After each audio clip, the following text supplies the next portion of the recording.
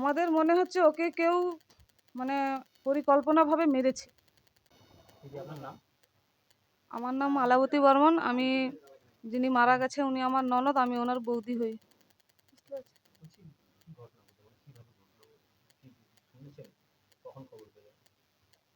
খাওয়া দাওয়ার পর সবাই তো আমরা মানে যে যার ঘুমোতে গেছি। তারপর ঠিক 12টা সাড়ে 12টার মধ্যে কলকাতা থেকে ফোনটা আসে।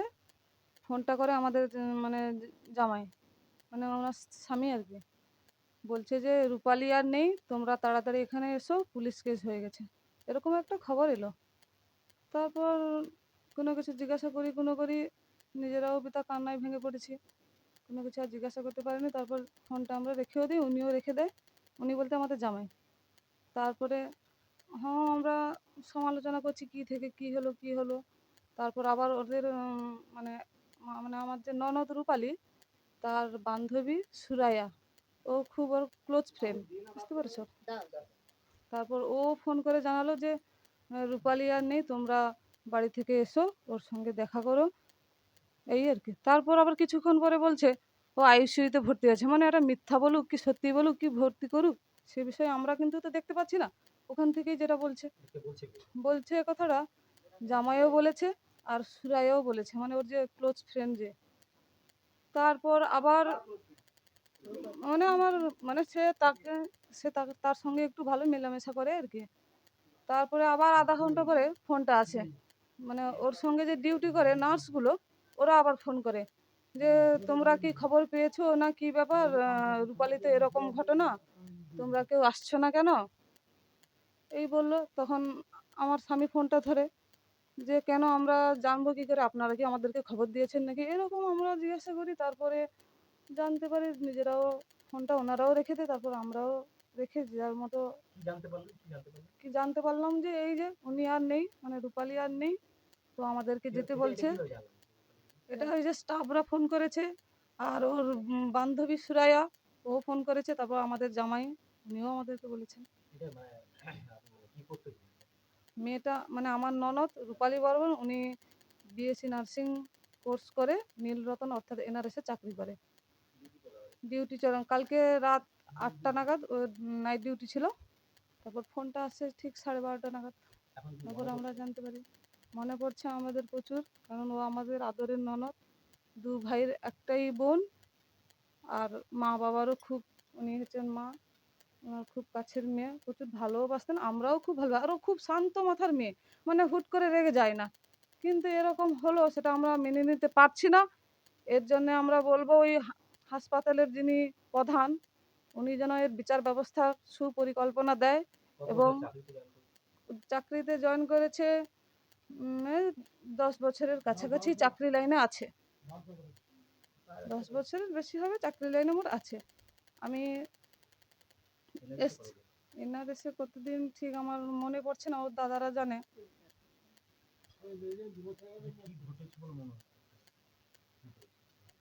এবং আমি চাই, আমরা যেহেতু পূর্ব মেদিনীপুরের মানুষ, আমাদের মুখ্যমন্ত্রী পূর্ব মেদিনীপুরের শুভেন্দু অধিকারী মাননীয়, উনি যেন এই বিচার ব্যবস্থার সুপরিকল্পনা আমাদেরকে দেয় এবং এর শাস্তি চাই।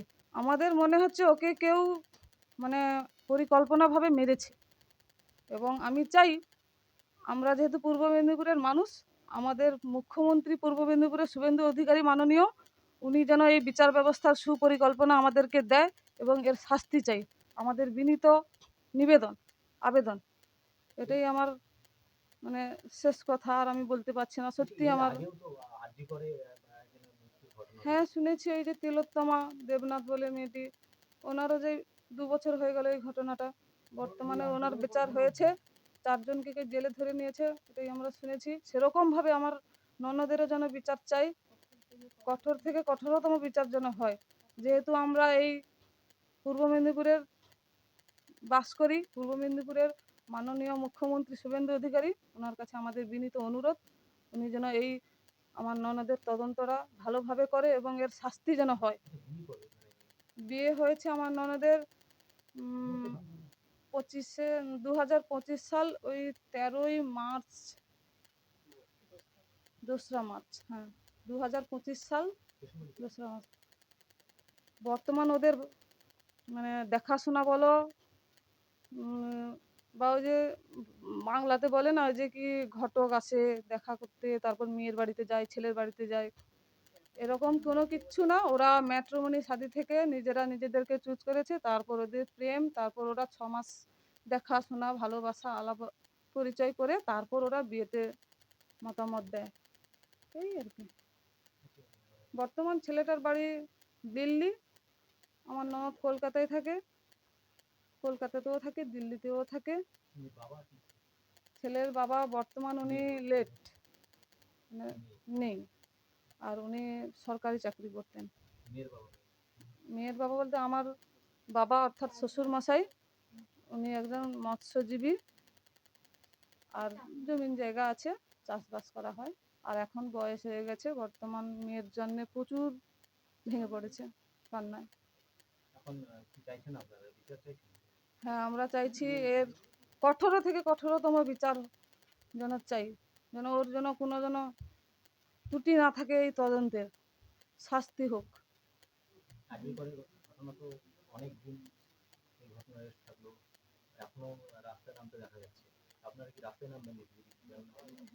বিচার যদি না পাই আমরা রাস্তায় নামবো। তোমরা যদি ভালোভাবে আমাদের এই কথাগুলোকে তুলে ধরো। মুখ্যমন্ত্রী যেহেতু জেলায় আমরা থাকি, তাই আমরা এর সুব্যবস্থা চাই। যেহেতু নতুন সরকার এসছে, তাই আমরাও চাই উনি যেন আমাদেরকে সাহায্যের হাত বাড়িয়ে দেয় এবং সুব্যবস্থা চাই।